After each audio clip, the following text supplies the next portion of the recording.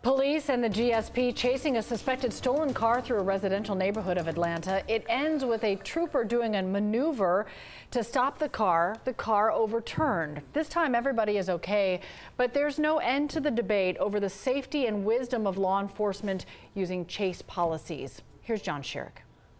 Atlanta police say as soon as they spotted a woman driving this car, they spotted her about a mile from here where the chase ended. As soon as they saw her and this car, they say they knew she was driving a stolen car. The vehicle was stolen. It was stolen out of Atlanta, out of the city yesterday. So police tried to pull her over, but she sped away. Police chased her through the residential northwest Atlanta neighborhoods of The Bluff, Vine City, English Avenue, and Georgia State Patrol troopers joined the chase past Kim Todd's home. High speed, turning the car on two wheels. I don't know what the person did, but I'm sure it did not warrant risking other people's lives in the neighborhood. A state trooper used a pit maneuver and the car overturned. Everyone is okay this time. But this past Sunday, a City of South Fulton police officer was chasing a stolen car and the officer collided with a van full of 6 people. 3 of them were killed. There's the infamous and tragic police chase through this Atlanta neighborhood. The driver of the fleeing stolen SUV crashed into a Buick, killing 3 members of a family on their way to church. The chase policies of Atlanta Police and the State Patrol meticulously describe the conditions and situations that law officers must evaluate on the spot before deciding whether to chase a car through a residential neighborhood. Atlanta specifically says officers are allowed to initiate, take part in, and conclude pursuits of stolen vehicles. And only pursuit-trained officers are allowed to take part in chases. Atlanta Police Sergeant John Chafee says this chase was by the book. Officers doing their jobs to fight crime and stop a woman driving a stolen car. And it's unfortunate that she made the decision to flee from our officers. It's very unfortunate that she would do that. And it turns out the woman police chased in the stolen car, Maria Rodriguez,